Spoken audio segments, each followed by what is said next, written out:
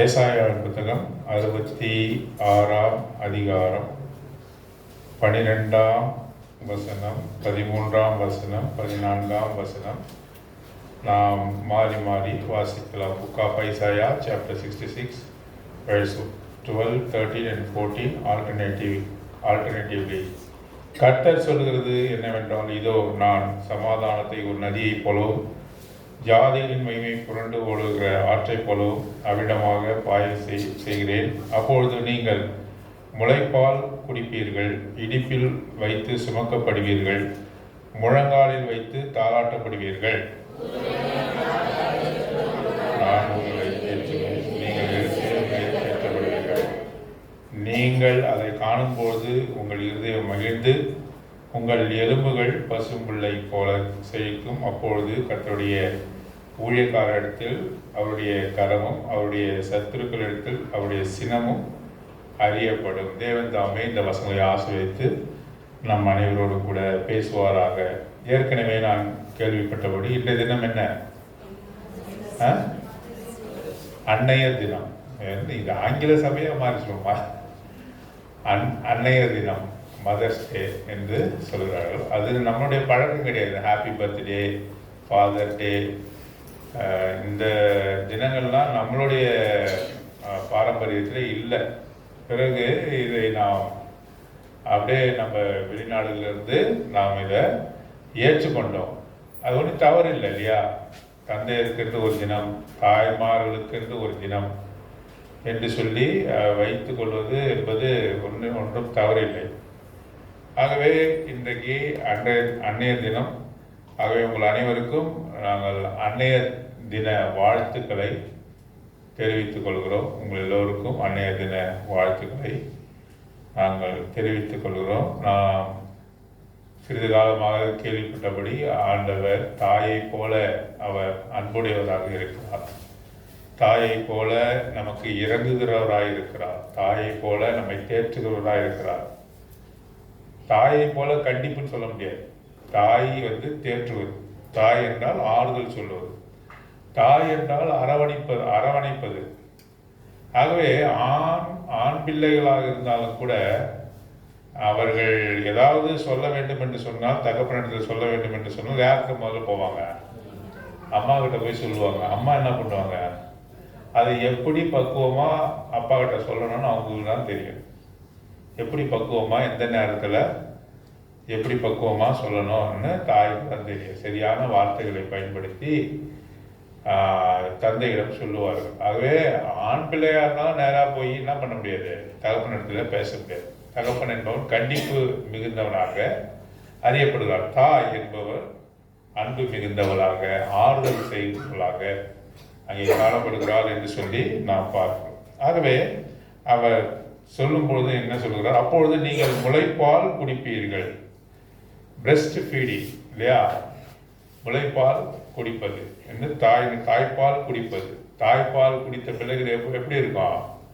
ஆரோக்கியமாக இருக்கும். குழந்தை பிறந்த உடனே என்ன சொல்கிறாங்க டாக்டரும்? தாய்ப்பாலை நீங்கள் கண்டிப்பாக பிள்ளைக்கு கொடுங்க. 6 மாதம், 1 வருஷம், சில பேர் 2 வருஷம். மறக்கிறதுக்காக விட்டால் கூட என்ன பண்ணணும்? பிள்ளைங்க மறக்கவே மறக்காது. என்னெல்லாம் ஊரில் போய் விட்டாங்களாம். 2 வருஷம் நான் தாய்ப்பால் குடிச்சேன்னா அது என்னை மறக்கடிக்கிறதுக்காக என்னுடைய அக்காவினுடைய வீட்டில் போய் எங்கள் அம்மா விட்டுட்டு வந்தாங்களாம். அப்படி விட்டுட்டு வந்தாங்கன்னா நான் திரும்ப தாய்ப்பால் அந்த விதமான காரியம் இல்லையா? அப்போது அதில் அன்பு இருக்கிறது, அதில் ஆரோக்கியம் இருக்கிறது. தாய்ப்பால் என்ன இருக்குது? அன்பு இருக்கிறது, ஆரோக்கியம் இருக்கிறது என்று சொல்லி நம்ம உணர்ந்து கொள்கிறோம். ஆகவே ஆரோக்கியத்திற்காக கொடுப்பது தாய்ப்பால், அன்புக்காக கொடுப்பது குட்டிப்பால் அல்ல. சில தாய்மார்கள்லாம் தங்களுடைய அழகு கெட்டுடுன்னு சொல்லி என்ன பண்ணுறாங்க? தாய்ப்பாலே மறுக்கிறவர்களாக இருக்கிறாங்க. என்ன ஓப்பனாக பேசலாம், அதெல்லாம் ஒன்றும் தப்பு இல்லை. ஆகவே தாய்ப்பால் வந்தாலும் கூட, இருந்தாலும் கூட அவர்கள் கொடுக்க மறுத்து குட்டிப்பால்களை அவர்கள் கொடுக்கிறதை நாம் அறிந்து வைத்திருக்கிறோம். ஆகவே அன்பான தாயார் என்ன செய்வாங்க? தன்னுடைய தாய்ப்பாலை கொடுத்து பிள்ளையை தேற்றுவது, ஆற்றுவது, அரவணைப்பது, அந்த பிள்ளையை போஷிப்பது என்பதெல்லாம் பார்க்கிறோம். இடுப்பில் வைத்து சுமக்கப்படுவீர்கள். தகப்பன் ஒரு குழந்தை இடுப்புல வச்சிருந்தா நல்லா இருக்குமா? பார்த்துருக்கீங்களா நீங்க? அதாவது தகப்பன் என்ன பண்ணுவான், தோல் மீது திரட்ட கால போட்டு தோல் மீது சுமப்பான். தோல் மீது சுமப்பார் தந்தை என்று சொல்லி கூட வசனத்தில் நாம் பார்க்கிறோம். தோல் மீது சுமப்பவர் தந்தை. இடுப்பிலே வைத்து சுமப்பவர் யாரு? தாய் ஒரு குழந்தை இடுப்புல வைத்திருக்கும் போது அழகா இருக்கும் இல்ல? தந்தை இடுப்புல வச்சு எப்படி வச்சிருப்பாரு? ஏதோ வாட்டர் கேனை தூக்குற மாதிரி அப்படி வச்சிருப்பாரு. அந்த நெளிவு இருக்காது, அந்த நெகிழ்வுத்தன்மை இருக்காது இல்லையா? அந்த நெகிழ்வுத்தன்மை இருக்காது. ஏதோ கடினமான பொருளை தூக்கி இருக்கிற மாதிரி அவர் இப்படி வச்சு நிற்பார். தந்தை என்றால் தோல் மேல சுமக்கணும், தாய் என்றால் இடுப்பில் வைத்து சுமக்கணும், முழங்காலில் வைத்து தாளாட்டப்படுகிறது. முழங்காலில் போட்டு எவ்வளோ அழுகிற குழந்தையா இருந்தாலும் காலில் போட்டு தாளாட்டினா எப்படி தூங்கும்? சந்தோஷப்படும், தூங்கும். எவ்வளவு காரியத்தை சொல்றாரு பாருங்க. அவர்தான் தாய்க்கு நிகரான கருத்து. இதெல்லாம் அவருக்கு சொல்றாரு. நீங்கள் முளைப்பாலிலே பாலை குடிப்பது போல குடிப்பீர்கள், முளைப்பால் குடிப்பீர்கள், இடுப்பில் வைத்து சுமக்கப்படுவீர்கள், முழங்காலில் வைத்து தாளாட்டப்படுவீர்கள் என்று சொல்லி அவரைத்தான் சொல்லுகிறார். அவரைத்தான் அவர் சொல்லுகிறார். ஒருவனை அவன் தாய் தேற்றுவது போல நான் உங்களை தேற்றுவேன். இதெல்லாம் சொல்லிட்டு அவர் என்ன சொல்றாரு? ஒருவன் தன் மகனை தாய் தேற்றுவது போல தேற்றுவேன். நீங்கள் எருசலேமிலே தேற்றப்படுவீர்கள். அதுதான் தாய்க்கு நிகரான நகரம். இஸ்ரவேல் என்பது தாய்க்கு நிகரான ஒரு நகரமாக இருக்கிறது. ஆகவே நீங்கள் எருசலேமிலே வைத்து தேற்றப்படுவீர்கள். ஒரு தாய் அவன் தாய் தேற்றுவது போல நான் உங்களை தேற்றுவேன். நீங்கள் அதை காணும் பொழுது, இதெல்லாம் நான் செய்யும் பொழுது, எப்படி நான் உங்களுக்கு முளைப்பால் கொடுக்கும் பொழுது, இடுப்பில் வைத்து உங்களை சுமக்கும் பொழுது, முழங்காலில் வைத்து தாலாட்டு பாடல் உங்களுக்கு பாடும் பொழுது, நீங்கள் அதை காணும்போது உங்கள் இருதயம் மகிழ்ந்து உங்கள் எலும்புகள் பசும்புல்லை போல செழிக்கும். எலும்பெல்லாம் என்ன பண்ணும்? செழிக்கும். அப்பொழுது கர்த்தருடைய ஊழியக்காலத்தில் அவருடைய கரமும் அவருடைய சத்துவங்களிடத்தில் அவருடைய சினமும் அறியப்படும். கரம் யாருக்கு கொடுக்கிறாரு? நமக்கு கொடுக்கிறாரு. சினத்தை யார்கிட்ட காட்டுறாரு? சினம் என்றால் என்ன? கோபத்தை யார்கிட்ட காட்டுறாரு?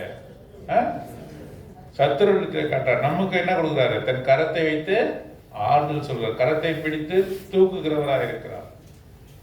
தாய் தேற்றுவது போல நம்மை தேற்றுகிறவராக இருக்கிறார். ஆகவே ஒவ்வொருவரும் என்ன செய்யணும்? ஒரு தாயை போல அங்கே நாம் காணப்பட வேண்டும் என்பதற்கு முன்னுதாரணமாக அவர் இருந்து காட்டுகிறார். அந்த வசனங்கள்லாம் சொல்லுகிறது என்பதை குறித்து நாம் பார்ப்போம். சரி, வேதாகமத்திலே சொல்லப்பட்ட தாய்மார்களை குறித்து நாம் சொல்ல சொன்னா நீங்க யாரெல்லாம் சொல்லுவீங்க? எல்லாரையும் சொல்லக்கூடாது. எல்லா பெண்களுமே தாயார் அல்ல, இல்ல இல்லையா? எசபேல் நல்ல தாயாரா? இல்ல. தெய்வத்துவமான தாயார், அதாவது காட்லி மதர். தெய்வத்துவமான தாயார், godly mother. Those mother who exhibit the godly characters, who exhibit godly character. அப்படின்னா ஆண்டவருடைய அந்த தன்மையை வெளிப்படுத்தின தாய்மார்களை குறித்து தான் வேதாகமம் அதிகமாக சொல்லி இருக்கிறது. ஆகவே யார் யாரெல்லாம் உங்களுக்கு நினைவு வந்து பார்க்கலாமா? முதல்ல யாரு? எடுத்த உடனே அண்ணால் தான். அப்புறம் மோசேயோட தாயிற்கு பேரு ஒண்ணு இருக்கு. எசேபேலா? எஹபேல், அம்ராம், ஏகோபேத் என்பது அவர் பேர். இவரை காட்டிலும் சாராள், அபிரகாமுடைய மனைவி சாராள், நல்ல ஒரு தாயார்.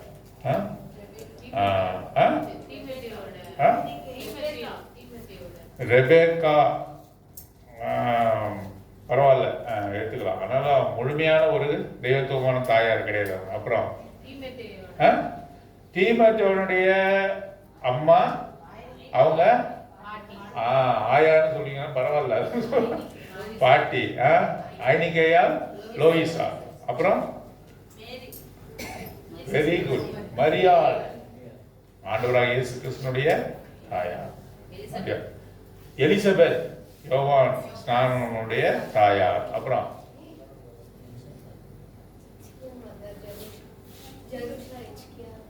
ஜெருஷா, எசிக்கியா. அப்புறம் சரி, நீங்க சொல்லாத ஒரு தாயாரை நான் இன்றைக்கு உங்கள் மத்தியில் சொல்ல விரும்புகிறேன். ஆகவே அவர்களும் உன்னதமான தாயாரா இருந்தாங்க. பிள்ளைகளை எப்படி வளர்க்கணும் என்பதற்கு பிள்ளைகளுக்காக தியாகம் செய்த தாயார். தாயார் என்றால் என்ன? பிள்ளைகளுக்காக தியாகம் செய்கிற, சாக்ரிஃபைஸ். அங்கிள் சொன்னார் இல்லையா மெசேஜ்ல, மதர்னாக முதல்ல வர்றது லவ், சாக்ரிஃபைஸ், அன்பும் அங்க தியாகமும் தான் முன்னாடி வரும். தியாகம் செய்யறது தான் தாயார். ஆகவே அப்படிப்பட்ட ஒரு சகோதரி குறித்து, அப்படிப்பட்ட ஒரு தாயாரை குறித்து நாம் பார்க்க போகிறோம். வாசிக்கலாம். மத்தேயு சுவிசேஷம் 20ஆம் அதிகாரம், மேத்யூ காஸ்பல் சாப்டர் 20, 20ஆம் அதிகாரம் 20ஆம் வசனம். அப்பொழுது செபதேயுவின் குமாரருடைய தாய் தன் குமாரரோடு கூட அவரிடத்தில் வந்து அவரை பணிந்து கொண்டு, உம்மிடத்தில் ஒரு விண்ணப்பம் பண்ண வேண்டும் என்றாள். அவர் அவளை நோக்கி, உனக்கு என்ன வேண்டும் என்று கேட்டார். அதற்கு அவள், உம்முடைய ராஜ்யத்திலே என் குமாரராகிய இவ்விரண்டு பேரில் ஒருவன் உமது வலது பாரிசத்திலும் ஒருவன் உமது இடது பாரிசத்திலும் உட்கார்ந்திருக்கும்படி அருள் செய்ய வேண்டும் என்றால், இயேசு பிரதியுத்தரமாக, நீங்கள் கேட்டுக்கொள்கிறது என்னது என்று உங்களுக்கு தெரியவில்லை. நான் குடிக்கும் பாத்திரத்தில் நீங்கள் குடிக்கவும் நான் பெறும் ஸ்நானத்தை நீங்கள் பெறவும் உங்களால் கூடுமா என்றார். அதற்கு அவர்கள் கூடும் என்றார்கள். அவர் அவர்களை நோக்கி, என் பாத்திரத்தில் நீங்கள் குடிப்பீர்கள், நான் பெறும் ஸ்நானத்தையும் நீங்கள் பெறுவீர்கள். ஆனாலும் என் வலது பாரிசத்திலும் என் இடது பாரிசத்திலும் உட்கார்ந்திருக்கும்படி என் பிதாவினால் எவர்களுக்கு ஆயத்தம் பண்ணப்பட்டிருக்கிறதோ அவர்களுக்கே அல்லாமல் மற்றொருவருக்கும் அதை அருள்வது என் காரியமல்ல என்றார். மற்ற 10 பேரும் அதை கேட்டு அந்த 2 சகோதரர் பேரிலும் எரிச்சலானார்கள். இங்க நம்ம 2 பேரை குறித்து வாசிக்கிறோம். யாரு? யாக்கோபு, யோவான். அவர்கள் யாருடைய குமாரர்கள்? செபுதேயுவின் குமாரர்கள். செபுதேயுனுடைய குமாரர்கள் அவர்கள் தான் யாக்கோபு, யோவான். அவருடைய தாயின் பேர் என்ன? நம்ம வாசிக்க போறோம், சலோமி என்று வாசிக்கிறோம். சலோமி, அந்த தாயாரை குறித்து தான் இன்றைக்கு நாம் பார்க்க போறோம். உத்தமமாய் ஆண்டவருக்கென்று தன் பிள்ளைகளை ஒப்பு கொடுத்த தாயார் சலோமி, அவரை குறித்து தான் வாசிக்க போகிறோம். பாருங்க, மத்தேயு சுவிசேஷம், மார்க்கு சுவிசேஷம், மன்னிக்க வேண்டும், மார்க்கு சுவிசேஷம் 3ஆம் அதிகாரம். 3ஆம் அதிகாரத்தில் அங்கே சீடர்களை அவர் தேர்ந்தெடுக்கிறார். 12 சீஷர்களை அவர் தேர்ந்தெடுக்கிற காரியத்தை மார்க்கு சுவிசேஷம் 3ஆம் அதிகாரத்தில் வாசிக்கிறோம். 17வது வசனம். செபதேயுவின் குமாரனாகிய யாக்கோபு, யாக்கோபின் சகோதரனாகிய யோவான், இவ்விருவருக்கும் இடிமுழக்க மக்கள் என்று அர்த்தம் கொள்ளும் பொவர்கனேஸ் என்கிற பெயரிட்டார். ஆகவே 2 பேர் என்று சொல்லி பார்க்கிறோம். ஆகவே செபதேயுவின் குமாரர்களாக வந்தார்கள். அவர்கள் யாரு? யாக்கோபு, யோவான். அவருடைய தாயார் பேர் என்ன? சலோமி என்று பார்க்கிறோம். பாருங்க, இவங்க என்ன செய்யறாங்கன்னு சொன்னாக்கா, ஆண்டவர் எப்பொழுதுமே, கவனிங்க என்ன பாருங்க, எல்லாம் ஆண்டவர் எப்பொழுதுமே என்ன சொல்லுவார்னாக்கா, தேவனுடைய ராஜ்யத்தை குறித்தே பேசுவார். அந்த உலகத்தில் இருந்த பொழுது தேவனுடைய ராஜ்யம் எப்படிப்பட்டது என்றார் என்று சொல்லி பேசுவார். பாருங்க, 20ஆம் அதிகாரம் 1 வசனத்துல கூட, பரலோக ராஜ்யம் வீட்டெஜமானாகிய ஒரு மனுஷனுக்கு ஒப்பாயிருக்கிறது. பரலோக ராஜ்யம் விதை விதைக்கிற சென்ற ஒரு விதவை விவசாயிக்கு உதாரணமாக இருக்கிறது என்று சொல்லி பரலோக ராஜ்யத்தை குறித்து தான் பேசினார். அவர் இந்த உலகத்தை குறித்தே அவர் பேசல. He always talked about the heavenly kingdom. Whenever he opened his mouth, he spoke about the heavenly kingdom. ஆகவே இவர்கள் எல்லாம் என்ன புரிஞ்சுக்கிட்டாங்கன்னு சொன்னாக்கா, அவருக்கென்று ஒரு ராஜ்யம் இருக்கிறது. They understood that he had one kingdom என்று. அதுக்கு யாரு ராஜானாக்கா, ஆண்டவராக இயேசு கிறிஸ்து தான் ராஜா என்பதை அவர்கள் அறிந்திருந்தார்கள். ஆகவேதான் அவர் என்ன, அந்த ராஜ்யம் வரப்போகிறது, அந்த ராஜ்யம் வந்து மேன்மையான ராஜ்யம் என்று சொல்லுகிறார், அது அப்பழுக்கற்ற ராஜ்யம் என்று சொல்லுகிறார், அதில் தீயவர் ஒருவரும் வர முடியாது என்று சொல்லுகிறார். ஆகவே அந்த ராஜ்யத்தில் மகிழ்ச்சி இருக்கிறது என்று சொல்லுகிறார், அந்த ராஜ்யத்தில் சமாதானம் இருக்கிறது என்று சொல்லுகிறார். ஆகவே இந்த ராஜ்யத்தை அவர் கட்டமைக்க போகிறார் என்று சொல்லி அவர் அநேக வசனங்கள் மூலமாக எல்லாரிடத்திலும் சொல்லி கொண்டிருக்கிறார். ஆகவே இந்த சீஷர்களுக்கு கூட என்னன்னாக்கா அவர்கள் கேட்கிறார்கள், எங்களுக்கு என்ன கொடுப்பீங்க, அந்த ராஜ்யத்தில் என்ன கொடுப்பீங்க என்று கேட்கிறார்கள். இது 19வது வசனத்தில் நம்ம பார்க்கிறோம். 19வது அதிகாரம், மன்னிக்கும் 19ஆம் அதிகாரம், மத்தேயு சுவிசேஷம் 27வது வசனம். அப்பொழுது பேதுரு அவரை நோக்கி, இதோ நாங்கள் எல்லாவற்றையும் விட்டு உம்மை பின்பற்றினோமே, எங்களுக்கு என்ன கிடைக்கும் என்றார். என்ன கிடைக்கும் கேட்கிறாங்க.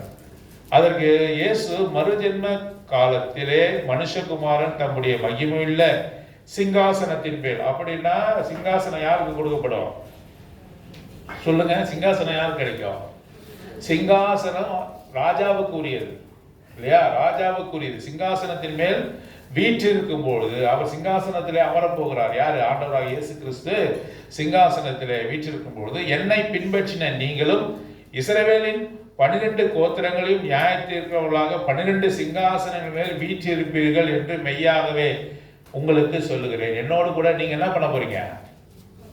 எங்களுக்கு என்னங்க கொடுப்பீங்க? சபைக்கு வந்தா என்ன கொடுப்பீங்க? கல்லறை கொடுப்பீங்களா? சபைக்கு வந்தா காசு கொடுப்பீங்களா? சபைக்கு வந்தா ஆட்டோ வாங்கி கொடுப்பீங்களா?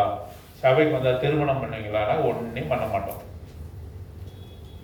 ஆண்டவராக இயேசு கிறிஸ்து இடத்துல கேட்டாங்க, நாங்கள் வலைகளை விட்டோம், மீன்களை விட்டோம், படகுகளை விட்டோம், என் குடும்பத்தை விட்டோம், இப்போ உங்களை நாடி வந்திருக்கிறோம், நீங்கள் இதை என்ன செய்வீர் என்று கேட்டா, இந்த உலகத்துக்குரிய காரியத்தை ஒன்றுமே அவர் சொல்லலை. உங்களுக்கு சுகத்தை தர, நீங்கள் படகைலாம் கடற்கரை ஓரமாக விட்டு வந்துருப்பீங்க, அந்த படகுக்கு ஏற்ற மானியத்தை நான் கொடுக்கிறேன், அது காம்பன்சேஷனை கொடுக்கிறேன் என்று ஒரு காலமும் அவன் சொல்லலை. அவர் என்ன நம்ம சொன்னாரு? பரலோக ராஜ்யத்தில். அவரோட வார்த்தை எல்லாமே பரலோக ராஜ்யம் தான். இப்ப இருக்கிறவங்கள போதெல்லாம் சொல்றாங்கல்ல, இந்த உலகத்துல நீ நல்லா இருப்ப, உன் கடன் பிரச்சனை தீர்ந்துடும், வியாதி தீர்ந்துடும், நீ வசதியா இருப்ப, நல்ல காரு பங்களாவோட இருப்ப, இதெல்லாம் சொல்றாங்கல்ல. ஒரு நாளும் அவர் அப்படி சொன்னதே கிடையாது. என்னை பின்பற்றி வந்து வர இருப்ப எவனும் என்ன செய்யணும்? தன்னைத்தானே வெறுத்து தன் சிலுவை எடுத்துக்கொண்டு அனுதினமும் என்ன சிலுவை எதற்கு அடையாளம்? பாடுகளுக்கு கஷ்டங்களுக்கு அடையாளம். அவன் சிலுவையை தூக்கிட்டு பின்னாடி வாப்பான்னா. அதை கேட்ட அனைவரும் என்ன பண்ணாங்க? இது கடினமான உபதேசம் என்று சொல்லி போயிட்டார். ஆகவே அவருடைய உபதேசத்துல ஒன்றுமே நான் சுகத்தை தருவேன், நான் உங்களை ஆசீர்வதிப்பேன், அதெல்லாம் ஒன்றுமே இல்லை. ஏன்னா இந்த உலகத்துக்குரிய ஆசீர்வாதம் இந்த உலகத்துக்குள்ளாவே போயிடும். நீ எவ்வளவு பெரிய வீட்டை கட்டினாலும் ஒரு நாள் என்ன பண்ணணும்? இந்த வீட்டை விட்டு நீ போகணும். நீ எந்த பிராண்டட் கார் வாங்கினாலும் அந்த காரை விட்டுட்டு போகணும். உன்னுடைய மனைவி பிள்ளைகள் இருந்தாலும் கூட எது வரை வர முடியாது? சுடுகாடு வரை கூட உன்னுடைய மனைவி பிள்ளைகள் வர முடியாது, தடுத்து நிறுத்திடுவாங்க. நீ அவர்களால் மறக்கப்பட்டு போவாய். கொஞ்ச காலம் நினைத்திருப்பாங்க, அப்புறம் என்ன பண்ணுவாங்க? மறந்துடுவாங்க. வாலிபமான மனைவியா இருந்தாக்கா சீக்கிரமா இன்னொரு கல்யாணத்தை கூட பண்ணிப்பாங்க. வாலிபமான ஒரு கணவனாக இருந்தாக்கா ஜனங்களே பார்த்து என்ன பண்ணுவாங்க? எவ்வளவு நாளும் பார்த்து தனிமையா இருப்பான்னு சொல்லி அவங்களுக்கு ஒரு கல்யாணத்தை பண்ணி வச்சிருவாங்க. ஆகவே நீ சீக்கிரமாக மறக்கப்பட்டு போவாய். இந்த உலகத்திலே காணுகிற எதுவுமே நித்தியமானது அல்ல. நீ சம்பாதித்திருக்கிற பணம், உன்னுடைய சொத்து, உன்னுடைய பேர், உன்னுடைய புகழ் எல்லாமே அது மாறுதலுக்கு உரியது என்று சொல்லி பார்க்கணும். ஆகவே ஆண்டவர் இந்த உலகத்துக்குரிய காரியத்தை குறித்து ஒன்றுமே பேசல. பரலோக ராஜ்யத்தை குறித்து அவர் என்ன கிடைக்குன்னு கேட்டான். பேதுரு அவர் சொன்னார், பரலோக ராஜ்யத்துல நான் சிங்காசனத்துல வீற்றிருப்பேன், அந்த ராஜ்யத்துல நீங்க 12 பேரும் உங்களுக்கு சிங்காசனம் போடப்பட்டிருக்கோம், அங்க நீங்க என்ன பண்ணுவீங்க? நீங்க அமர்ந்திருப்பீங்க, என்னோடு கூட ஆட்சி செய்வீங்க.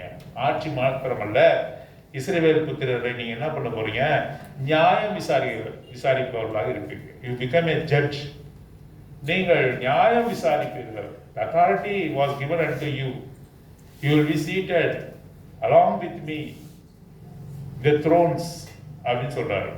சிங்காசனங்களே நீங்களும் கூட வீற்றிருக்கக்கூடிய உங்களை ஆசீர்வாதத்தை நான் தரேன் அப்படின்னு சொல்றாரு. 20வது அதிகாரத்துல வரும்பொழுது அவர் சொல்றாரு, மனுஷகுமாரன் இவ்விதமாய் பாடுபட வேண்டும், என்று சொன்ன பிறகு பாருங்க 19வது வசனம், 20ஆம் அதிகாரம் 19ஆம் வசனம். அவரை பரியாசம் பண்ணவும் வாரினால் அடிக்கவும் சிலுவையில் அறையவும் புறஜாதியார் இடத்தில் ஒப்பு கொடுப்பார்கள், ஆகிலும் 3ஆம் நாளிலே அவர் உயிரோடு எழுந்திருப்பார் என்றார். அப்போ இந்த இடத்துல சொல்லும் பொழுது ராஜ்யம் பரலோக ராஜ்யம்னு சொல்லிட்ட பிறகு தான் மறிக்க வேண்டும் என்று சொல்கிறார். அப்பொழுது அவர்களுக்கு புரிஞ்சிருக்கிறது, ஓரளவுக்கு புரிஞ்சிருச்சு. என்ன புரிஞ்சிருச்சு? ஜனங்களுக்கு தான் புரியல. ஏன் புரியலனாக்கா, அவரை எருசலேம் வீதி அருகே கொண்டு வந்து இவரை ராஜாவாக்குவோம், ஓசன்னா ஓசன்னான் என்றார்கள். ஆனால் சீஷர்களுக்கு அவர் எடுத்து காட்டுகிறார், இந்த ராஜ்யம் எனக்குரியதல்ல, இந்த உலகம் எனக்குரியதல்ல, பரலோக ராஜ்யம் இருக்கிறது என்று சொன்ன உடனே அவர்களுக்கு ஓரளவுக்கு புரிஞ்சிடுச்சு. நான் பாடுபட்டு நான் மரித்து நான் பிதாவின் இடத்துல போவேன், உங்களுக்காக உங்களுடைய வீடுகளை நான் ஆயத்தம் பண்ணுவேன், என்னுடைய ராஜ்யம் உலகத்துக்குரியதல்ல பரலோகத்துக்குரியது என்று சொன்னது புரிஞ்சிடுச்சு. அங்க என்னோடு கூட நீங்கள் அரசாள்வீர்கள் என்பதும் புரிஞ்சிடுச்சு. சிங்காசனங்களிலே நீங்கள் உட்கார்ந்திருப்பீர்கள் என்பது என்று சொன்னதும் அவருக்கு நன்றாக புரிஞ்சிடுச்சு. அவர் 12 சிங்காசனத்தை கொடுக்கிறார் நமக்கு என்று தெரிஞ்சு போச்சு அவங்களுக்கு. இந்த சமயத்துல தான் சலோமி தன்னுடைய குமாரர்களோட வராங்க. யார்கிட்ட வராங்க? ஆண்டவர்கிட்ட. ஏன்னா 19வது வருஷம் அதிகாரத்தை சொல்லிட்டாரு, 12 சிங்காசனம் போடப்பட்டிருக்கும். அந்த 12 பேர் உட்கார்ந்துருப்பாங்கல்ல, வந்து நேரா முழங்கால் பண்ணிட்டு அவரை பணிந்து கொண்டு அவர் தான் ராஜா என்பதை அது தெரிந்து கொண்டு அவருக்குரிய மரியாதையை கொடுத்து பாருங்க, தன் குமாரரோடு அவரிடத்துல வந்து அவரை பணிந்து கொண்டு உம்மிடத்திலே ஒரு விண்ணப்பம் என்றார். உம்மிடத்துல ஒரு விண்ணப்பம் பண்ணலாம். ஆண்டவர் கேட்கிற, என்னம்மா சொல்லுமா அப்படின்னா, அப்ப சொல்றாங்க என்னன்னா, அதற்கு அவள் உம்முடைய ராஜ்யத்திலே, ராஜ்யம் கண்டிப்பு, சிங்காசனமும் கண்டிப்பு, அதுல எங்க 2 பசங்களும் பிள்ளைகளும் உட்கார்ந்து இருப்பாங்க, அதுவும் கண்டிப்பு. ஆனா எங்க தெரியுமா உட்கார்ந்துருக்கணும்? பக்கத்துல உட்கார்ந்துருக்கணும், தூரமா கிடையாது. இந்த 10 பேரை காட்டில என் பிள்ளைங்க எங்க இருக்கலாம்? எவ்வளோ வாஞ்ச பாருங்க அந்த தாயாருக்கு. பொறாம கிடையாது, வாஞ்சியை சொல்ற பாருங்க. அதற்கு அவள் உம்முடைய ராஜ்யத்திலே என் குமாரராகி இவ 2 பேரில் ஒருவன் உமது வலது வாரிசத்திலும், வலது பக்கத்திலும், ஒருவன் உமது இடது வாரிசத்திலும் உட்கார்ந்து இருக்கும்படி அருள் செய்ய வேண்டும். எவ்வளவு தெளிவுள்ள தாயார், எவ்வளவு தெளிவுள்ள தாயாரா இருந்திருக்காங்க. அப்படிப்பட்ட தாயாரா இருக்கமா? ஏதோ குழந்தைகள் நம்ம பெற்று போட்டோம், அதுவா வளரட்டும், அதுவா எங்க போகட்டும் அப்படின்னு சொல்லி விடுற பிள்ளைகளா, தாய்மார்களா இருக்கிறோமா? இல்லை கண்ணும் கருத்துமா அவருடைய சீஷர்களாக தன் மகனை அவர் ஏற்றுக்கொண்ட பிறகு இன்னும் தள்ளி விட்டுக்கிட்டே இருக்கிறார். எங்க எப்படியாவது அவர்கிட்டே இருக்கணும். Inner circle or inner core என்று சொல்லக்கூடிய 12 பேர்ல மிக நெருக்கமாக இருந்தவர் யார் யாரு? பேதுரு, யாக்கோபு, யோவான். இந்த யாக்கோபு யோவான் தான் செபிதேயினுடைய குமாரர்களாகிய, செபிதேயும் சலோமியினுடைய குமாரர்களாகிய இவர்கள் தான் என்ன பண்ணியிருக்காங்க? அவருக்கு மிக நெருக்கமாக இருந்திருக்கிறார். அது கூட அந்த தாயாருக்கு திருப்தியை தரல. என்ன சொல்றாங்க? என் பிள்ளைங்க உன் பக்கத்துல இருக்கான் ஆண்டவரே, என் பக்கத்துல இருக்கணும். ஆகவேதான் யோவான் என்ன பண்ணா, அவருடைய மார்பிலே சாய்ந்து கொண்டிருந்த யோவான் என்று சொல்லி வாசிக்கிறோம். அவனை குறித்து பேரே சொல்லப்படாம நம்ம சொல்லப்படும், இயேசுவுக்கு அன்பாய் இருந்த சீசன். இயேசுவுக்கு அன்பாய் இருந்த சீசன். இந்த உலகத்திலே அவன் எப்படி இருக்கிறான்? இயேசுவுக்கு அன்பாய் இருக்கிறான், இயேசுனுடைய மார்பிலே சாய்ந்து கொண்டிருக்கிறான். இதெல்லாம் கூட அந்த தாயாருக்கு சந்தோஷம் தரல. இன்னும் நல்லா நெருங்கி போய் அவருடைய அன்பை பெற்றுக்கொள்ளணும், அவரோடு கூட ராஜ்யத்துல அரசாளணும்ன்ற வாஞ்சை நமக்கு இருக்குதா? நம்ம பிள்ளைங்களை சபைக்கு ஆயத்தப்படுத்தி கொண்டு வரதே பெரிய காரியமா இருக்கு. ஆனா இந்த தாயாரை பாருங்க, எவ்வளவு உற்சாகமாக வலது பாரிசத்திலும் இடது பாரிசத்திலும் இருக்கணும். அப்ப அவர் பார்த்து கேட்கிறார் ஒரு வார்த்தை, கவனிங்க. நான் பானம் பண்ணும் பாத்திரத்துல பானம் பண்ண முடியுமா கேள்வி கேட்கிறார். அப்படியாம்மா நீ சொல்றியா? அப்போ அந்த 2 பிள்ளைங்களும் பக்கத்துல இருக்கிறாங்க. யோவானும் யாக்கோவும் 2 பிள்ளைகளும் அந்த சலோமி தாயாரோட வந்து ஆண்டவரை பார்க்கறாங்க. பார்க்கும்போது அவங்களை பார்த்து கேட்கிறார், நான் பானம் பண்ணும் பாத்திரத்தில் நீ பானம் பண்ண கூடுமா? நான் பெறுகிற ஸ்தானத்தை நீங்கள் பெற முடியுமா? அப்படின்னா என்ன? He is referring the suffering he is going through. அவர் போகிற பாடுகள், மரணங்கள், வேதனைகளுக்குள்ளாக இவ்வளோ பெரிய இடத்த கேட்குறிய, நான் போவன ஒரு வகையான மிக கடினமான பாதைக்குள்ளாக நான் போக போகிறேன். என் பிதா கொடுத்த பாத்திரத்தை நான் பானம் பண்ண போகிறேன். ஆகவே மிக கொடிதான இந்த காரியத்தை நீங்கள் செய்யக்கூடுமான்னு கேட்டா, வித்தவுட் எனி டிலே, எதுவுமே தாமதிக்காம உடனே அந்த 2 பிள்ளைங்க என்ன சொல்றாங்க? கூடும் என்றார்கள். அது அப்படின்னா அவங்க தாயார் எவ்வளவு ஆயத்தப்படுத்தி வச்சிருக்கிறாங்க இந்த பிள்ளைங்களை பாருங்க. ஸ்நானத்தை 22வது வசனத்துல சொல்றாரு, நான் பெறும் ஸ்நானத்தை நீங்கள் பெற உங்களால் கூடுமா என்றார். அதற்கு அவர்கள் கூடும் என்றார்கள். பார்க்கலாம், போகலாம், நீங்க எப்படி இருக்கும், அந்த ஸ்தானம் எப்படிப்பட்டது, அந்த நீங்க குடிக்கிற பாத்திரம் எப்படிப்பட்டது, நீங்க எப்படிப்பட்ட உபத்திரத்துக்குள்ளாக போக போகிறீர்கள், எதுவுமே கேட்கல. நான் செய்யறத நீங்க செய்ய முடியுமா? நான் அனுபவிக்கிற பாடு கஷ்டத்தை உங்களால சகித்துக் கொள்ள முடியுமான்னா கூடும் என்று சொன்னார்கள். இதற்கு யார் காரணம்? சலோமி, உத்தம தாயாளாகிய சலோமி. பாருங்க, இந்த சலோமி இதற்கு மாத்திரம் இல்ல. லூக்கா 8ஆம் அதிகாரம் 1ஆம் வசனம், 2ஆம் வசனம், 3ஆம் வசனம் வாசிங்க. செபிதேயி அவரை குறித்து நாம் பார்க்கும்பொழுது நல்ல வசதியான ஒரு ஃபேமிலி, நல்ல மீன்பிடி தொழில நன்றாக இருந்தவர்கள், வசதியான ஒரு குடும்பம் தான். ஆனாலும் கூட தன் பிள்ளைகளை என்ன செய்திருக்கா? ஆண்டவருக்கு ஒப்பு கொடுத்துருக்காங்க. பாருங்க, பிள்ளைகள் படிக்கலன்னா, பிள்ளைகளுக்கு ஏதாவது நோய் இருந்தா, பிள்ளைகள் துன்மார்க்கமா இருந்தா, நான் கர்த்தருக்கு ஒப்பு கொடுக்குறேங்க, அதன் மூலமா திருந்துட்டோம். நம்மளுடைய நினைவுலாம் எப்படி இருக்கு? பிள்ளை துன்மார்க்கனா இருந்தா, பிள்ளைக்கு படிப்பே யாருல, 8ஆம் கிளாஸ்ல 8 தடவை உட்காந்துருக்கான், 9ஆம் கிளாஸ்ல 9 தடவை உட்காந்துருக்கான், தாண்ட மாட்டான், மட்டு புத்தியா இருக்கிறவங்க என்ன சொல்றாங்க? நான் கேள்விப்பட்டிருக்கேன், ஊழியத்துக்கு கொடுக்காலும் இருக்கான் பிரதர். எதுக்கு கொடுக்குறாங்க? எதுக்கும் பிரயோஜனப்படாதவங்க எங்க தள்ளி விட பாக்குறாங்க. அவன் போய் இன்னொரு முட்டாள்தனமான கூட்டத்தை உண்டாக்கட்டும்,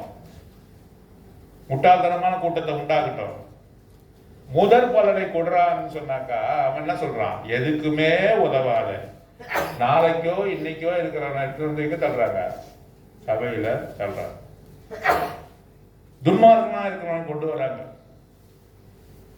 எதுக்குமே பயன்படாதவன பிரதர் வைத்துக் கொள்ளுங்க. சபையில வேலை செய்யறனாக்க நல்ல ஆரோக்கியமா இருக்கும்போது வெளியே வேலை செய்யறான், அவனுக்கு ஏதாவது ஒரு ஆக்சிடென்ட் ஏதாவது சபையில தள்ளிடுறது. இங்கே சொல்லல, பொதுவா வயசானவங்க என்ன பண்ணாங்க? சபையில உட்கார்ந்துக்கிறது. ஆரோக்கியமா இருந்தபோது நீங்க சபைக்கு வந்தியா? உன்னுடைய உழைப்பை கொடுத்தியா? இல்ல. இது இந்த பிளேஸ் ஆஃப் டெஸ்டிடியூட்டா? ஆரோக்கியமா இருக்கும்போது கர்த்தருக்கு உன்னுடைய பலத்தை மூலமாக, உன் பணத்தின் மூலமாக, உன்னுடைய சாலத்தின் மூலமாக ஊழியர் செய்யாம நீ எப்படி இருக்க முடியும்? முதல் பலனை கொடுத்தாயா ஆண்டவருக்கு? இல்ல. பாருங்க, இவர்கள் வசதியான குடும்பம், 2 பிள்ளைங்க, 2 பிள்ளைங்களுமே கர்த்தருடைய ஊழியத்துக்கு அனுப்புறாங்க. அவர்கள் நல்ல திடகாத்திரமா இருக்கும்போது தொழிலை செய்து பேதுருவோடு சேர்ந்து இவர்கள் செய்கிறார்கள் என்று ஒரு வசனம் வருது. பேதுருவோடு கூட சேர்ந்து செபிதேயின் குமாரர்களும் தொழிலிலே இருக்கிறார்கள், வசதி படைத்தவர்கள். ஆனாலும் கூட தேவனுக்கு என்று ஒப்பு கொடுங்க. ஒருவேளை இவர்களுக்கு 2 குமாரர்கள் மாத்திரம் தான் இருந்திருக்கலாம். ஒருவனை கொடுத்து ஒருவனை வைத்துக் கொள்ளல, 2 பேரையும் கொடுத்துட்டாங்க. இந்த சலோமி 2 பேரும் கர்த்தருடைய வேலைக்கு அனுப்புறான். திடகாத்திரமா இருக்கும் பொழுது, நல்ல வேலைகளை செய்யும் பொழுது, ஆரோக்கியமா இருக்கும் பொழுது 2 பிள்ளைங்களையும் என்ன செய்யறா? ஆண்டவருக்குன்னு ஒப்பு கொடுக்குறான். கையின் பிரயாசத்தை நல்லா சாப்பிடும் போது அவங்கள ஆண்டவருடைய ஊழியத்துக்கு அனுப்புறா. அனுப்பது மாத்திரமல்ல, அவர்களை கண்ணும் கருத்துமா பாக்குறா. எந்த அளவுக்குனா அப்படியே தள்ளி விட்டுக்கிட்டே இருக்கிறா. எங்க தள்ளுவா? குளத்துல தள்ளி விடுறா. எங்க தள்ளி விடுறா? யாரை காட்டிலும் என் பிள்ளைங்க என்ன பண்ணணும்னா அப்படி இருக்குது உங்களுக்கு. என் பிள்ளைங்க சர்ச்சில் நல்லா வளரணும், பாடல்களை வந்து நல்ல தாளந்தான் வளரணும், என் பிள்ளைங்க ஆண்டுடைய வார்த்தையை பகுத்தாய்ந்து போதிக்கிற போதகர்களாக வரணும், ஆறுதல் கூடுகிற மகனாக வரணும் என்று சொல்லி அவ்விதமான காரியம் நமக்கு இருக்குதா? சலோமிக்கு அப்படிப்பட்ட ஒரு வாஞ்சை பார்த்துக்கிட்டே இருக்க. அந்த 10 பேரையும் என்ன பண்ணான், தாண்டி என் பிள்ளைங்க முன்னாடி வந்துடணும் என்ற வாஞ்சை அவளுக்கு இருந்தது. பாருங்க, பிள்ளைகளை மாத்த அனுப்பல, தன் பொருளால கூட உதவி செஞ்சிருக்கிறார். லூக்கா சுவிசேஷம் 8ஆம் அதிகாரம் 1ஆம் வசனம் 2ஆம் வசனம் 3ஆம் வசனம் எடுத்து வாசிங்க. பட்டணங்கள் தோறும் கிராமங்கள் தோறும் பிரயாணம் பண்ணி தேவனுடைய ராஜ்யத்துக்குரிய நற்செய்தியை கூறி பிரசங்கித்து வந்தார். 12 அவருடனே கூட இருந்தார்கள். அவர் பொல்லாத ஆவிகளையும் வியாதிகளையும் நீக்கி குணமாக்கின சில ஸ்திரீகளும் 7 பிசாசுகள் நீங்கின மகதலேனாள் எனப்பட்ட மரியாளும் ஏரோதின் காரியக்காரனான கூசாவின் மனைவியாகிய யோவன்னாலும் சூசன்னாலும் ஆஸ்திகளால் அவருக்கு ஊழியம் செய்து கொண்டு வந்த மற்ற அநேக ஸ்திரீகளும் அவருடனே இருந்தார்கள். இங்க பாருங்க, மற்ற அநேக ஸ்திரீகள் என்று சொல்லும் போது சலோமியும் ஒருவர். தங்களுடைய ஆஸ்திகளால என்ன பண்றாங்க, பொருளால கர்த்தருடைய ஊழியத்தை தாங்குறாங்க. ஆண்டவர் இந்த உலகத்துல ஊழியம் செய்யும் பொழுது அவரை பொருளாலே கனப்படுத்தணும். யார் தெரியுமா? சகோதரிகள் தான். சகோதரிகள் தான். இப்ப அவங்களோட பேரெல்லாம் சொல்லப்பட்டிருக்கு. மற்ற சகோதரிகள் என்று மற்ற ஸ்திரீகள் என்று சொல்லப்பட்டிருக்கு. மற்ற ஸ்திரீகள்ல சலோமியும் வரா. பொருளாலே கணவன் சம்பாதிக்கிற சம்பாதனை, குடும்பத்திலே ஏற்படுகிற சம்பாதனை கொண்டு கர்த்தருடைய பாதத்திலே, ஆண்டவராகிய இயேசு கிறிஸ்துவினுடைய பாதத்திலே வைக்கிறார். பிள்ளைகளை கொடுத்தது மாத்திரமல்ல, ஊழியத்தின் மீது வாஞ்சை மாத்திரமல்ல, பொருளாலே கூட என்ன செய்கிறார், கர்த்தருடைய ஊழியத்தை ஆதரிக்கிறவர்களாக. மற்ற அநேக ஸ்திரீகள், மகதலேனாள், சூசா என்று சொல்லக்கூடியவர்களாம் நாம் பார்க்கிறோம். அவர்களோடு கூட என்ன செய்யறார், கர்த்தருடைய ஊழியம் வல்லமையா நடக்கணும். ஆகவே பொருளாலே கூட கனப்படுத்துகிற ஸ்திரீகளிலே ஒருவர்களாக இந்த யாரு, செபதேயுவின் மனைவியாகிய சலோமி என்று நாம் பார்க்கிறோம். என்னோட மகன் இப்ப வலது பக்கத்துல ஒருத்தர், இடது பக்கத்துல ஒருத்தர் இருக்க வேண்டும் என்று சொன்ன உடனே அவர்கள் என்ன சொல்கிறார்கள், பார்க்கலாம் என்று சொல்லாமல் கூடும் என்று உறுதியான அஃபர்மேட்டிவ் ஆன்சர், we will என்று சொல்கிறார். அஃபர்மேட்டிவ் ஆன்சர் கொடுக்கும்படியாக சலோமி அங்கே வளர்த்திருக்கிறார். ஆகவேதான் இவர்களை பார்த்து, அவங்க அம்மாவை பார்த்து யாருக்கு கோபம் வருது? மற்ற 10 பேருக்கு என்ன வருது? கோபம் வருது. நாங்க தான் இருக்கிறோம், ஆனா இவங்க 2 பேரும் அம்மாவை தள்ளு வந்துட்டாங்க பாரு. அம்மாவை தள்ளு என்ன பண்றாங்க, ரெக்கமெண்டேஷனுக்கு அவங்க அம்மாவோட ரெக்கமெண்டேஷன் பண்ணுவதற்கு அவங்க அம்மாவோட வந்துட்டாங்கன்னு 10 பேருக்கும் எரிச்சல் அடைகிறார்கள். அப்பொழுதுதான் ஆண்டவர் சொல்றாரு, யாரெல்லாம் முதல்வனாக இருக்க விரும்புகிறானோ அவன் என்ன செய்ய வேண்டாம், ஊழியக்காரனாக இருக்க வேண்டும், பணிவிடைக்காரனாக இருக்க வேண்டும் என்று சொல்லி பெரிய ஒரு தத்துவத்தை அங்கே சொல்லுகிறதாக நாம் பார்க்கிறோம். ஆகவே சலோமி ஆண்டவருடைய காரியத்திலே தன்னை ஒப்பு கொடுத்த சலோமி போன்ற தாய்மார்களாக நாம் காணப்படுகிறோம். ஆனால் இந்த உலகத்தில் என்ன பிள்ளைகள் பெரிய இடத்துல வளரணும், போகணும், அதெல்லாம் நல்லதுதான். ஆனாலும் கூட கர்த்தருடைய காரியத்தில் முதற் பலனை கொடுக்கிறவர்களாக நாம் இருக்கிறோமா? முதற் பலனை ஆண்டவருக்கு என்று கொடுக்கிறவர்களாக நாம் காணப்படுகிறோமா? அப்பேற்பட்ட தாயார் தான் ஆண்டவர் என்ன செய்யறாரு, ஆசீர்வதிக்கிறார். எப்படியாவது என் பிள்ளைங்க ஆண்டவருடைய காரியத்துல வளரணும், ஆண்டவருடைய ஊழியத்தை செய்யணும். அது பகுதி நேரமாகவோ முழுமையாகவோ, பகுதி நேரமாகவோ முழுமையாகவோ அவர்கள் வெளியே வேலை செய்து கொண்டே என்ன செய்யலாம், செய்யலாம். அடிக்கடி பாராட்டுறாரு. அப்போ பவுல் தீமோத்தேயுடைய தாயாரையும் அவருடைய பாட்டியையும் பாராட்டுறாரு. ஏன் பாராட்டுறாரு? அவ்வளவு உன்னதமான ஒரு ஒரு மகனை யாருக்கு கொடுத்திருக்கிறாங்க, அப்போஸ்தலன் பவுலுக்கு கொடுத்துருக்காரு. அவர் நினைக்கிறதெல்லாம் செய்யலாம். தீமோத்தேயு தான் நினைக்கிறதெல்லாம் செய்யலாம். இந்த விசுவாசம் எங்க இருந்து வந்தது? லோவிசாலுக்குள்ளும் ஐனிக்கேயாளுக்குள்ளும் இருந்த விசுவாசம் முன்னிலே இருப்பதை நான் கண்டேன் என்று சொல்கிறார். அப்படி வளர்த்திருக்கிறாங்க.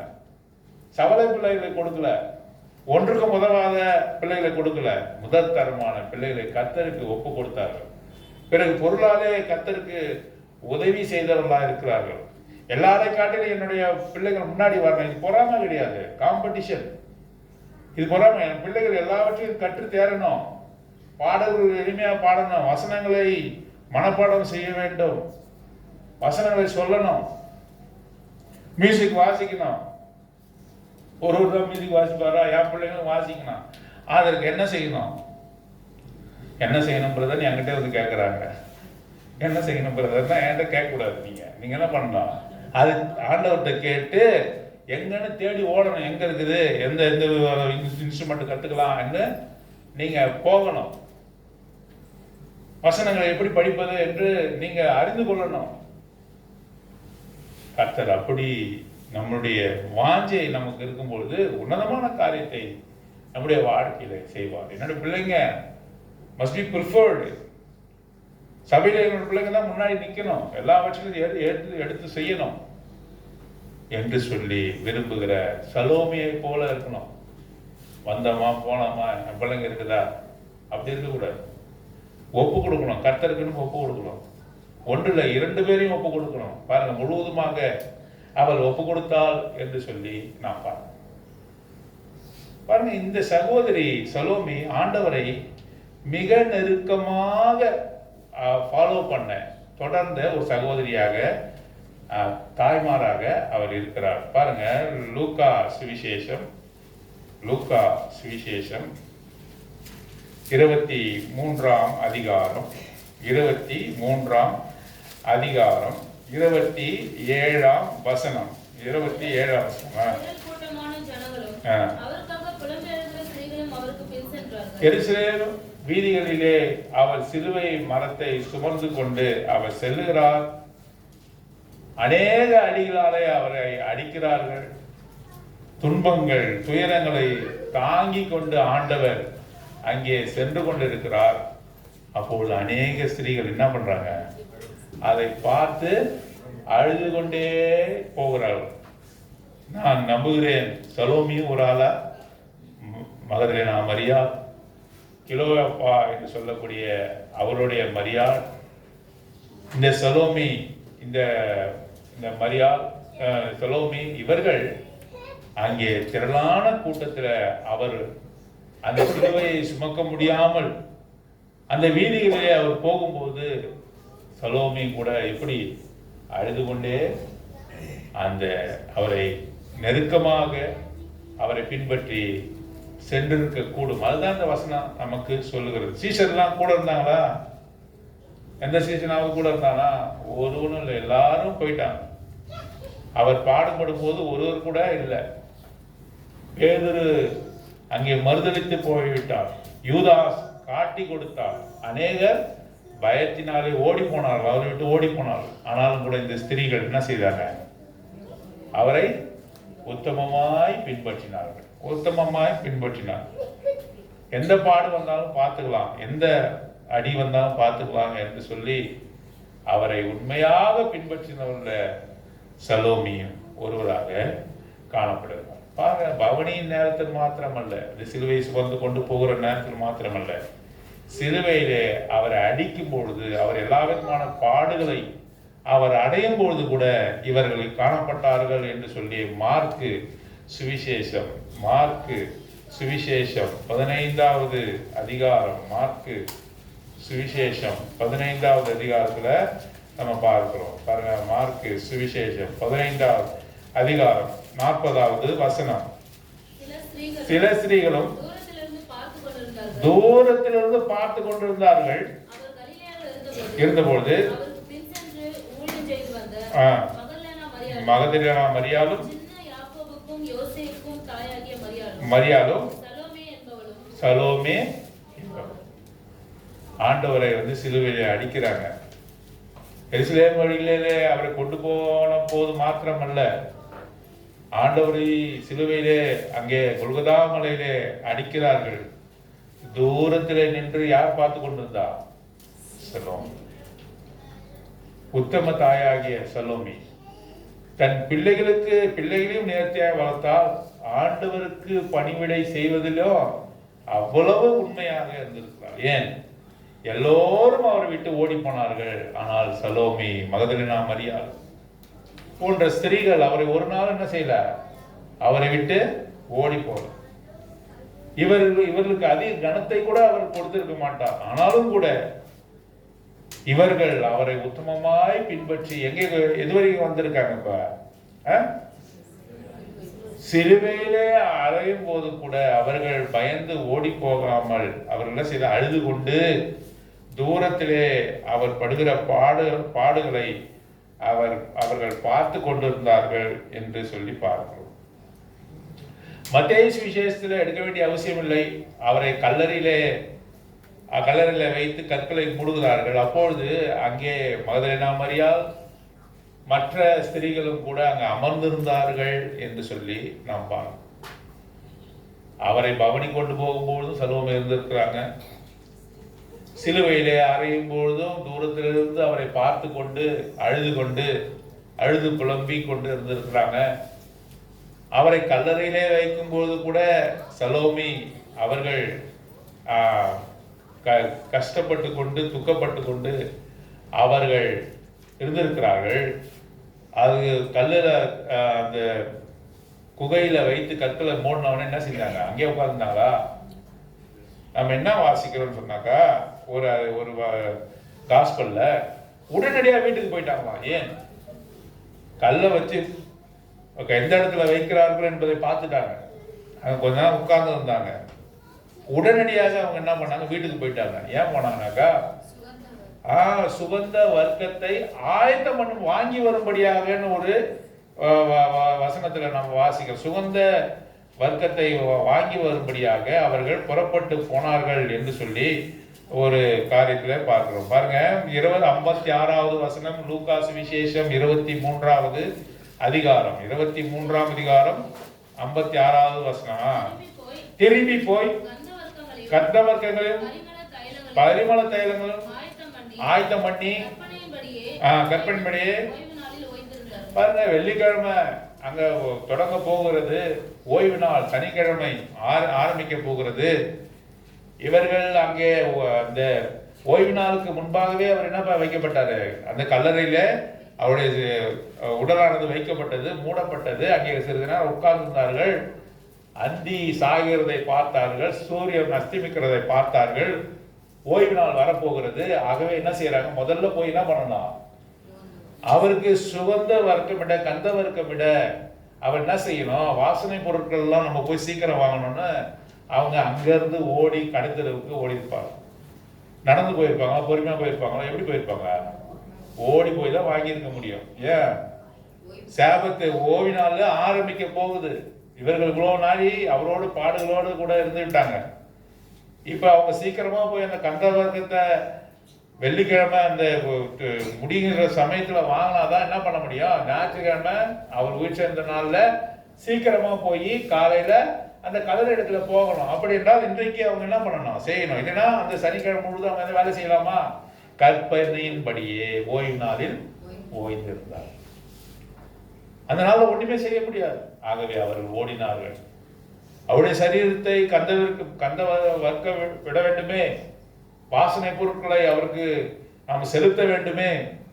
ஆகவே உயிர் செழுவார் என்ற அந்த நினைவோடு கூட அவர்கள் என்ன செய்யறாங்க, முதலாவது ஆயத்தமான இருதயம்.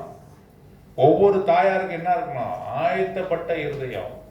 வரப்போற காரியங்கள் இப்படி இருக்க போகுது என்று சொல்லி அதற்கு முன்பாகவே வெல் ப்ரிப்பேர்ட். திடீர்னு வந்துடுச்சுன்னு சொல்லி திகைத்து போகிறவர்களாக இருக்கக்கூடாது.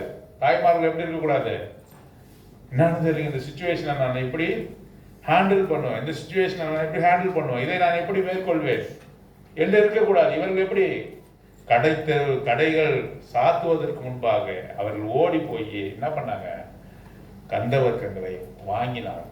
ஆயத்தப்பட்ட இருதயம். சலோமிக்கும் மகதலேனா மரியாளுக்கும் ஆயத்தப்பட்ட இருதயம்.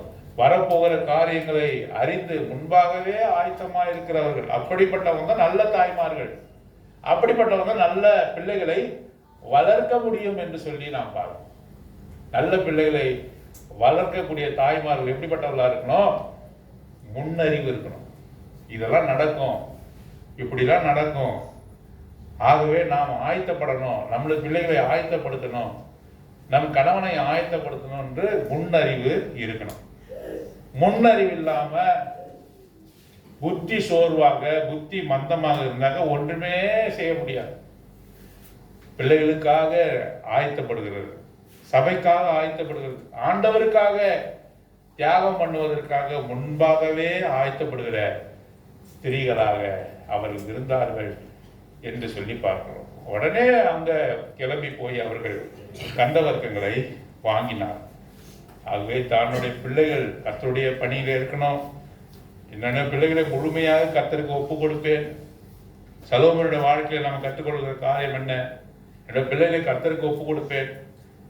ஒப்பு கொடுக்கிறது மாத்திரமல்ல, அவர்கள் திறமையாக இருக்கும்பொழுது, அவர்கள் கையின் பிரயாசத்தை சாப்பிடும் பொழுது அந்த மாதிரி முதல் பலனான பிள்ளைகளை என்ன செய்யணும்? கர்த்தருக்கு ஒப்பு கொடுக்கணும். அறிவாளியான பிள்ளைகளை ஒப்பு கொடுக்கணும். அந்த விதமான வாஞ்சை இருக்கணும். ஏன் முழுவதுமாக ஒப்பு கொடுக்கிறார். பிள்ளைகளை மாத்திரமல்ல, பொருளாலே கர்த்தரை கனம் பண்ணுகிறார், கர்த்தருடைய ஊழியத்தை தாங்குகிறார். மாத்திரமல்லாமல் என்ன செய்கிறார்? என் பிள்ளைங்க எல்லா பிள்ளைகளையும் காட்டினா எப்படி இருக்கணும்?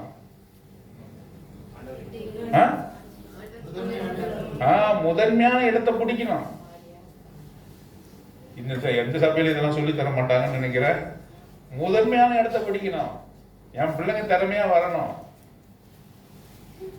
என் பிள்ளைங்க ஊழியத்துல சிறந்து விளங்கணும் என்ற வாஞ்ச. வலது பக்கத்துல ஒரு பையனும் இடது பக்கத்துல ஒருத்தனும் ஒருவனுக்காக பறிஞ்சு பேசல. அவன் என்ன பண்ணா? ரெண்டு பிள்ளைகளுக்காக பேசுறான். யாராவது ஒருத்தரை நீங்க பக்கத்துல வச்சீங்க, இன்னொருத்தர் தூரமா இருந்தா கூட பரவாயில்ல, அப்படி எல்லாம் கிடையாது.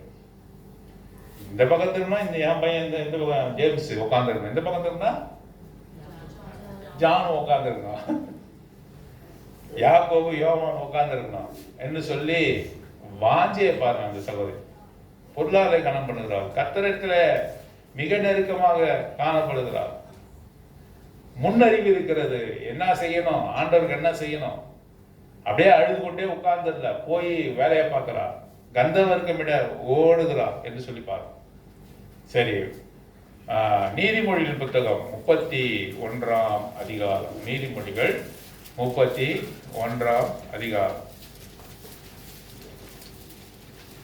நீதிமொழியில் ஒரு ஸ்திரியை குறித்து நம்ம வாசிக்கிறோம். நானே வாசிக்கிறேன், கவனமா பாருங்க. வசனங்களை சொல்லும்போது கவனமா பாருங்க. சில வசனங்களை நான் வாசிக்கிறேன். குணசாலியான ஸ்திரியை கண்டுபிடிப்பவன் யார்? அவளுடைய விலை முத்துக்களை பார்க்க உயர்ந்தது. அவள் புருஷனுடைய இருதயம் அவளை நம்பும். அவன் சம்பத்து குறையாது. அவள் உயிரோடு இருக்கிற நாளெல்லாம் அவனுக்கு தீமை அல்ல, நன்மையே செய்கிறாள். ஒரு ஸ்திரியை குறித்து வாசிக்கிறாள். அவள் எப்படிப்பட்ட ஸ்திரீ? சத்தமா சொல்லுங்களேன். குணசாலியான ஸ்திரீ. அவள் என்ன செய்யறா? கணவனுக்கு மகிமையை கொண்டு வரா. அவளை குறித்து வாசிக்கிற, தொடர்ந்து வாசிக்கிறதுக்கு நமக்கு நேரம் இல்லை. எல்லாமே அவள் தான் செய்யறா. கப்பல் வருவதை பாக்குறா, கப்பல்ல இருந்து வர்த்தகம் செய்யறா, எல்லாரோடையும் பேசுறா, பிசினஸ் பண்றா, கணவனை சந்தோஷமா வச்சிருக்கிறா, வீட்டாருக்கு தன் வீட்டாரை சந்தோஷமா வைத்திருக்க. அந்த வசனம் நம்ம வீட்டுல போய் வாசி பாருங்க. அந்த குணசாலியான ஒரு ஸ்திரீ இருப்பாள் என்று சொன்னால் என்ன செய்கிறாள்? கணவனை சந்தோஷமா வைத்திருக்கார். நல்ல முத்துக்களை கண்டடைந்தேன் என்று கணவன் மனைவியை குறித்து சாட்சி கொடுக்கிறார். அவை அப்பேற்பட்டவர்களாக காணப்படுகிறார். அது மாத்திரம் வீட்டிலே முடங்கில்ல, கப்பல் வருகிறதை பார்க்கிறாள், அவர்களோடு கூட வியாபாரம் செய்கிறாள். வியாபாரத்திலே பெருக்கின பணத்தை கொண்டு தன் குடும்பத்தாரை போஷிக்கிறாள். குடும்பத்தாரை மாத்திரம் போஷிக்கல. தொடர்ந்து வசனங்களை வாசிக்கும் பொழுது நாம் என்ன உணர்ந்து கொள்கிறோம் என்று சொன்னால், ஏழைகளுக்கு இறங்குகிறார், திக்கற்றவர்களை போஷிக்கிறார், மற்றவர்களுக்கு உதவி செய்கிறார். அப்படிப்பட்டதான் குணசாலியான ஸ்திரீ என்று சொல்லி பார்க்கிறோம். பாருங்க, 28வது வசனத்துல வாசிக்கிறோம், அவள் பிள்ளைகள் எழும்பி அவளை பாக்கியவதி என்பார்கள். இப்படிப்பட்ட வேலையை செஞ்சா யார் தான் பாக்கியவதின்னு சொல்ல மாட்டாங்க இல்ல? அவர்கள் பிள்ளைகள் எழும்பி, கணவன்னா சூப்பரான கணவன்னா சூப்பரான கணவன் கிடையாது, மனைவி சூப்பரான மனைவி.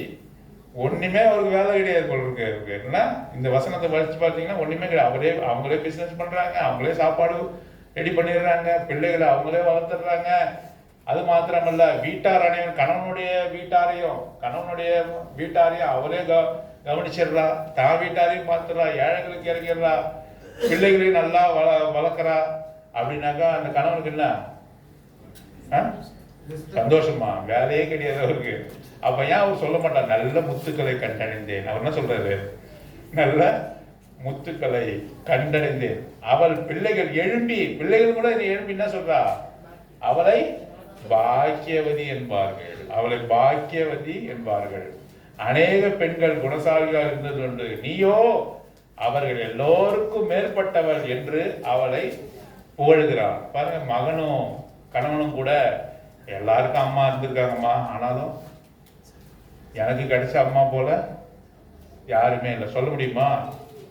இந்த செபிதேயின் குமாரர்களாகிய யோவானும் யாக்கோவும் கண்டிப்பா சொல்லிப்பாங்க. அவங்க அம்மா பார்த்தீங்கன்னா சொல்லிப்பாங்க, அம்மா நீ ஆண்டவர்கிட்ட விட்டது மாத்திரம் இல்ல, எங்களுக்கெல்லாம் சீட்டெல்லாம் ஊதி சீட்டெல்லாம் ரிசர்வ் பண்ணி கொடுத்து நாங்கள் நல்லா இருக்கிறோமான்னு அடிக்கடி பார்த்து என்ன பண்ணுறீங்க, விட்டுட்டு போகல, என்ன பண்ணுறீங்க, என்ன ஆண்டவருக்கு பக்கத்திலே இருக்கும்படி செய்ய. நான் நினைக்கிறேன் அவங்களுடைய தாயாருடைய அந்த விதமான வார்த்தைகளும், அந்த விதமான போதகங்களும், அந்த விதமான நல்ல சொல்லும் தான் என்ன பண்ணிருக்கு, இவர்களை ஆண்டவர்கிட்ட ரொம்ப நெருக்கமா. முதல்ல 12 பேர் அவர் தேர்ந்தெடுக்கும் போது எந்த வித்தியாசமே இல்லை. When he elected or selected his disciples, there is no preference. ஆனா இவங்க 3 பேர் மட்டும் ரொம்ப நெருக்கமா போயிட்டாங்க அவர்கிட்ட. கொஞ்ச நாள் கழிந்த பிறகு இந்த 3 பேர் யாக்கோபு யோவான் மிக நெருக்கமாக போயிட்டாங்க. எப்படி நடந்திருக்கும்னாக்கா, ரகசியமா யார் வேலை செஞ்சிருக்கா? கர்த்தருக்கு எது பிரியம், ஆண்டவருக்கு எது பிரியம், ஆண்டவராக இயேசு கிறிஸ்துக்கு எது பிரியம் என்பதை ஒருவேளை சலோமி என்ன பண்ணிருக்கூடும், இப்படிலாம் பேசுங்க ஆண்டவர்கிட்ட, அவர் சொல்லாம இந்த வேலைகள்லாம் செய்யுங்க, அவர் சொல்வதற்கு முன்பாக இந்த வேலையெல்லாம் முடிச்சிருங்க, அவர் என்ன சொல்கிறாரோ அதை கேட்டு கம்ப்ளீட் ஒபீடியன்ஸ்ல நடங்க, அவர் என்ன சொல்றாரோ அதை முழுமையா கேட்டு நடங்கன்னு ஒருவேளை என்ன பண்ணிருக்கலாம் அவங்க தாயாரு கூட இருந்தே சொல்லி கொடுத்து கொண்டே இருக்கலாம். அதனாலதான் என்ன பண்ணாங்க, ஒரு மகன் அவருக்கு அன்பா இருந்த சீசனா மாறிட்டான். நீங்க 2 பேரும் எனக்காக மறிப்பீங்களான்னு கேட்கிறாரு. இதோ ஆயத்தமா இருக்கிறோம் என்று சொல்றாரு. உண்மையாவே மறித்தார்கள் தெரியுமா? முதல்ல மறித்த சீடன் யாரு பேர் தெரியுமா? யார் முதல்ல மறித்தவர்? யாக்கோபு. அப்போஸ் நடவடிக்கை 12ஆம் அதிகாரம் 1ஆம் வசனம் 2ஆம் வசனம் வாசிங்க. அப்போஸ் நடவடிக்கைகள் முடிச்சிடலாம். அப்போஸ் நடவடிக்கைகள் 12ஆம் அதிகாரம் 1ஆம் வசனம் 2ஆம் வசனம். யார் முதல்ல மறிச்சது பாருங்க. துன்பப்படுத்தினான். பட்டயத்தினாலே முதல்ல யாருக்கு கிளம்புனது? பட்டயத்தினாலே கொலை செய்தான். ஏரோது கொலை செய்தான். ஏரோதினால் கொலை செய்யப்பட்டான் யாக்கோபு. 2 பேர் யாக்கோபு யோவான். முதல்ல ஆண்டவருடைய சாட்சியாக மரித்தவன் யாரு? யாக்கோபு. அவன் சொன்னான் நாங்க மரிக்கிறதுக்கு ரெடி என்று சொன்னான். ஆண்டவர் அந்த தருணத்தை கொடுத்தார். ஆண்டவருக்காக இரத்த சாட்சியாக மரித்தார். இன்னொருவன் அவ்வளவு உயிரோடு இருக்கிறனால மிக கொடுமையாக காணப்பட்டான். யார் அவரு? யோவான். பத்மோ தீவிலே அழைச்சிட்டு போய் என்ன பண்றாங்க, அவனை விட்டுடுறாங்க. வெளிப்படுத்துற விசேஷம் 1ஆம் அதிகாரம் 9ஆம் வசனத்துல வாசிக்கிறோம். என்ன வாசிக்கிறோம் பாருங்க. வெளிப்படுத்துற விசேஷம் 1ஆம் அதிகாரம் 9ஆம் வசனம். Revelation chapter 1. அவனுடைய வார்த்தையை பாருங்க, யோவானுடைய வார்த்தை. உங்கள் சகோதரனும் இயேசு கிறிஸ்துவின் நிமித்தம் வருகிற உபத்திரவத்திற்கும் அவருடைய ராஜ்யத்திற்கும் அவருடைய பொறுமைக்கும்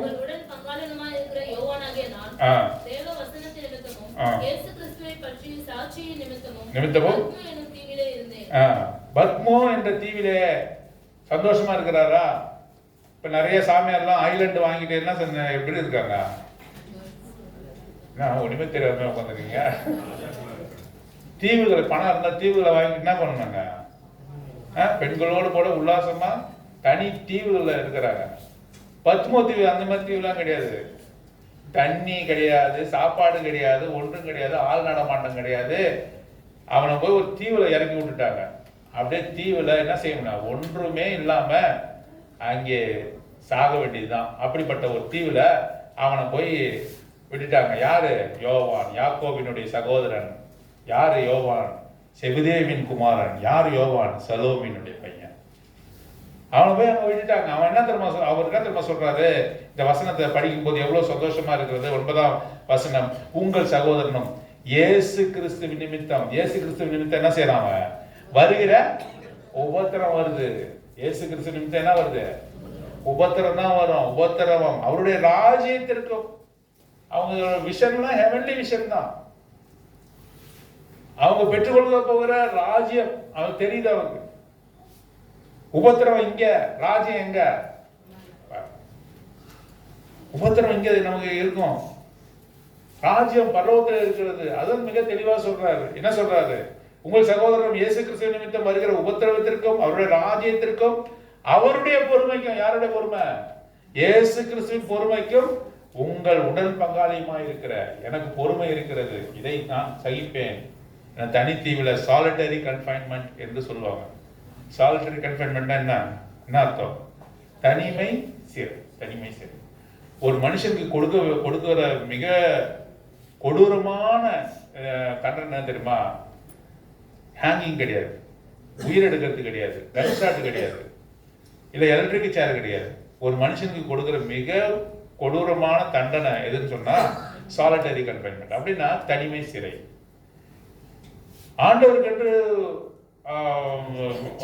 ஒப்பு கொடுத்த அநேக நம்முடைய முன்னோர்கள் என்ன பண்ணியிருக்காங்க?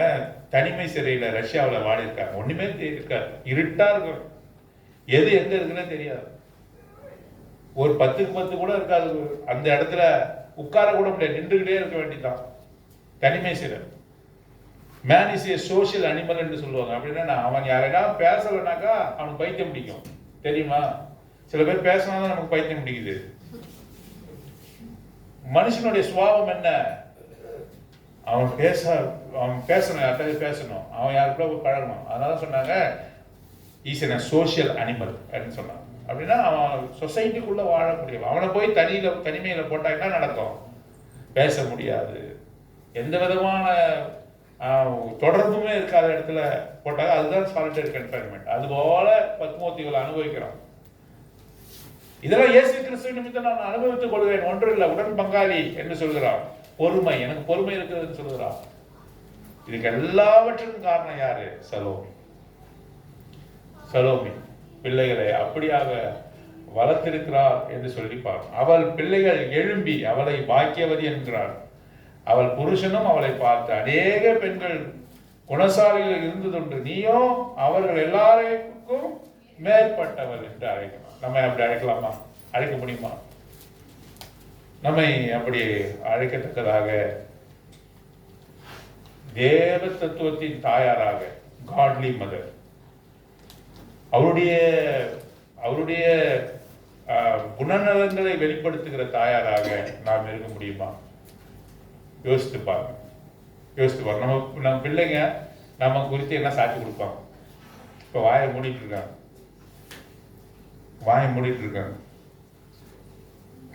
பிற்காலத்துல அவங்க தனியா வாழும்போது என்ன சொல்லுவாங்க நம்ம பத்தி? வாயை மூடிட்டு இருக்கீங்க, என்ன தெரியலையே. நம்ம குறித்து என்ன சொன்னாங்க? என் தாயாரை போல யாரும், என் தாயாரை போல எனக்கு தாயாரெல்லாம் இருந்திருக்காங்க, எனக்கு வாய்த்த தாயாரை போல யாருக்கும் வாய்க்கல. ஒருவேளை புருஷன்கிட்ட கல்யாணம் பண்ணி கொடுத்தா சொல்லுவாங்க, அப்பா இந்த தனிமை சிறையிலிருந்து நான் வெளிப்பட்டது ரொம்ப கொடுமை சிறை என்று சொல்லுவாங்க. நம்ம குறித்து என்ன சொல்லுவாங்க? இல்ல கர்த்தருக்குள்ளாக அவரை எப்படி நம்ம வளர்த்திருக்கிறோம்? தாயாரின் பங்கு ரொம்ப ரொம்ப மிக முக்கியமானது. இந்த அன்னைய தினத்துல ஆண்டவர் நம்ம இடத்துல பேசுகிறார் பாருங்க. தீமோத்தேயுடைய தகப்பனை குறித்து எதுவுமே சொல்லப்படலை. அவன் ஒரு அந்நியன், சிங்கிள் பேரண்ட். அவங்க சிங்கிள் பேரண்ட் என்ன? தாயாகவும் தகப்பனாகவுமே இந்த லோயிஸாலும் ஐனிக்காயாலும் இருந்திருக்காங்க தீமோத்தேயு. ஒருவேளை புருஷன்மார்கள் எப்படி ஒரு கட்டுப்பாடு செய்கிற அல்லது துன்மார்க்கமான ஒரு நிலைமையில வாழ்ந்தாலும் கூட அதை காட்டி உங்களோட பிள்ளைகளை நல்ல வழியில வளர்க்க முடியல நீங்க சொல்லக்கூடாது. தகப்பன் சரியில்லை அதனால பிள்ளைகளை நல்ல வழியில வளர்க்க முடியலன்னு சொல்லவே கூடாது. இதற்கு அடையாளமாக லோயிசாலும் ஐனிகாயலும் இருக்கிறார். தகப்பனை குறித்து ஒரு வார்த்தை சொல்லல, ஆனாலும் கூட கர்த்தருக்குள்ளாக தீமோத்தேயை வளர்த்தாங்க. இந்த செபிதேயை குறித்து சபிதேவின் குமாரர்கள் என்று தான் சொல்லப்பட்டிருக்க தவிர, ஆனா செபிதேயை என்ன விதமான ஆக்ஷன் எடுத்தாரு, என்ன விதமா அவர்கள் அந்த பிள்ளைகளை வளர்த்தாருன்னு சொல்லப்படல. ஆனாலும் சலோமியை குறித்து சொல்லப்பட்டிருக்கு. சலோமியை குறித்து நம்ம வாசிக்கும் பொழுது அந்த பிள்ளைகள் கர்த்தருடைய காரியத்தில் அதிகமாக வளரணும், தன்னுடைய பொருளால் கனப்படுத்தியிருக்கிறார். ஆண்டவரை நெருக்கமா பின்தொடர்ந்து கடைசி வரையும் இருந்திருக்கிறார். உயிர்ச்சி எழும்பொழுது கல்லறைக்கு ஓடுறாங்க, அதை நம்ம வாசிக்கிற கல்லறை கல் புரட்டப்பட்டு இருக்கிறது, எங்கே எங்கே என்று தேடுகிற ஒரு ஸ்திரீகளுக்குள்ளாக சலோமியும் இருந்திருக்கிறதை நாம் வசனங்களை வாசிக்கிறோம். அது ஆசீர்வதிக்கப்பட்ட ஒரு தாயார், பிள்ளைகளுக்காக வாழ்ந்த தாயார், ஆண்டவருக்காக பொருளாலே ஆண்டவரை கனப்படுத்தின தாயார் மாத்திரமல்ல, தன் பிள்ளைகள் எல்லாவற்றிலும் வெற்றி சிறக்க வேண்டும், கர்த்தருக்கு மிக நெருக்கமாக வாழ வேண்டும் என்று வாஞ்சையுடைய தாயாராக இருக்கு. அப்படிப்பட்ட தாயார்களாக தகப்பன்மார்களாக காணப்பட தேவன் தாமே நமக்கு உதவி செய்வார்.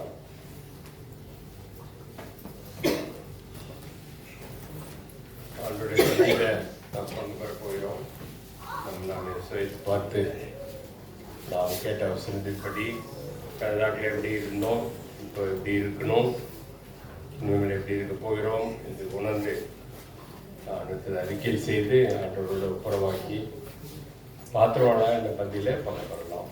ஜெபம் பண்ணுவோம்.